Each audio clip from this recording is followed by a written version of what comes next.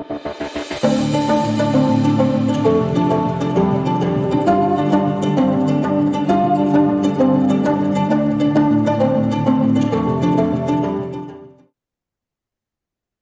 there, I'm Carmen Amato in Tennessee. Welcome to another crime conversation with my co-host. Hi, I'm Jane crime writer from Cornwall, UK.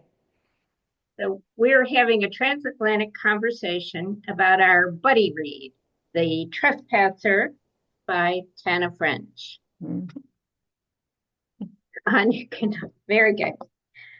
So we we both read the book, and the main character is Antoinette Conway, who is the only female detective on Dublin's murder squad. And Jane, how do you think Antoinette was feeling about her role on the murder squad in the book? She's very, very defensive, very prickly. She is the only woman in a team of about I think it's about between 12 and 15 of them. Obviously, they have got to cover night shift as well. And it sounds like she's been given a rough ride, and the usual banter has been a lot worse than that. And as the story goes on, you realize that there are two things happening. One, sexism, which every woman in a male-dominated environment is going to experience, but also some lies have been told about her. But she's a bit on the paranoid side as well. I would agree that paranoia seems to be the dominant emotion that she has, and it comes through in her inner voice. Of course, she's the narrator, so the reader's right there in her head the whole book. But that paranoia, that resentment seems to be something that's just a part of her. She doesn't ever really try to shake it. Mm. But She thinks it's enough to ignore it, and she says she doesn't care what people think about her. But when she's told the truth about what people think about her, I think she is actually quite shocked. she turns it around. Instead of digesting the truth of what he is telling her, she sees it as a way that he's out to get her too, and that he's manipulating her, making her think this in order to, give her the shove over the cliff. As one of the things that's happened to her is her locker at work was Mm. broken into, and somebody pissed all over her clothes. And the only people who have access to that locker room are the people from her own team, from the murder squad. And that's right at the end. She's convinced the whole squad is against her, from the boss on down, and then eventually even to her own partner.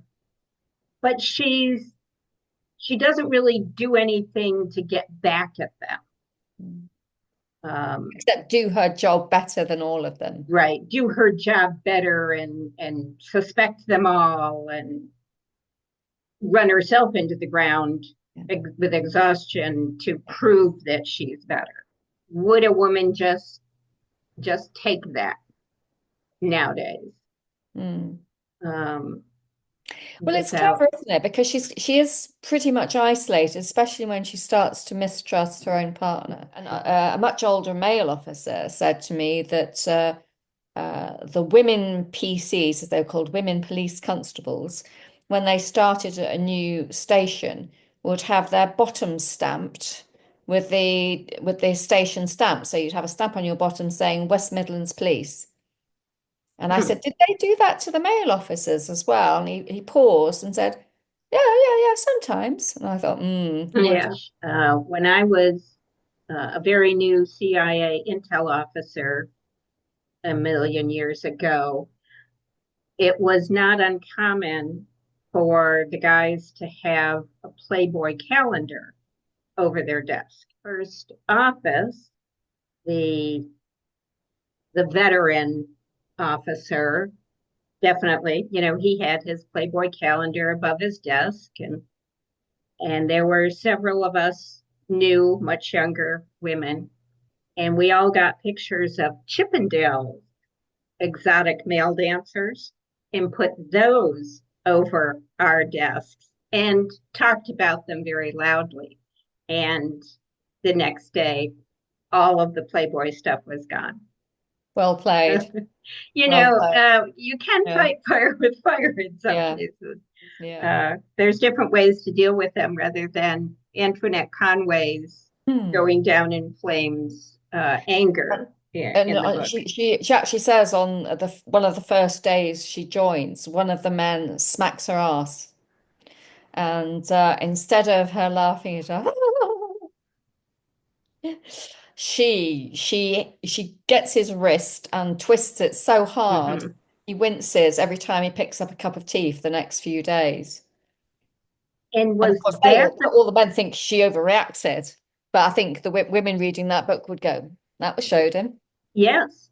But was that the character who, in the very end of the book, had was responsible for all of the rumors about her? I, All right. Yes, yes, yes. yeah, just assumed everybody was out to get her when it Yeah. really was just this one other person, and basically the others were tolerating that person's bad behavior. Now, you're writing in the Cornish crime thrillers about a young police constable who's one of the only women in a very new situation. How did this resonate with you? Would you ever give her the same kind of paranoia that Tana French gave Antoinette Conway? I see. I haven't done it with her colleagues. I haven't written a corrupt cop story, and that's been quite deliberate, I suppose, in some ways, because what I am trying to show through my books is that they are just ordinary people, and they go home to their families, and they try very hard to put the case away at the end of the day. And that's something as a young officer that she needs to learn. No, I haven't gone down that paranoia route yet. What about Emilia Cruz in your series? What about from Cliff Diver onwards? Do you think that's, I mean, she's in the far more male, she's much more like Antoinette in that she's the only female Mm-hmm. officer in the team. This is true. Detective Amelia Cruz is the first and only uh, female police detective in Acapulco. And in the very first book, Cliff Diver, the senior detective comes right out and says, I'm going to make your life miserable until you quit. And she does encounter a little more of the same sabotage. Mm. Um, And with your books, with Lieutenant Silvio, you just don't know early on whether he's going to be supportive or very anti her. He certainly doesn't come out of the gate. And even throughout the series, occasionally you're thinking, oh, she so wants to punch him in the head, and I'm totally with her on that. he's struggling with the notion Mm. first that he has to take orders from her in Cliff Diver as they investigate the murder of their lieutenant. And she's the rookie put in charge of the investigation when it should have gone to him. And then he becomes a suspect and she saves his life. Mm. So that causes a big shift in their dynamic Mm. when her partner dies at the end of Cliff Diver. Again, sorry, spoilers. Um, then he becomes her partner, and it's Amelia and Silvio, the man who never wanted to work with her. Mm. I'm actually writing book 10 now. Well, until next time. All right. Thanks, Jane. Bye.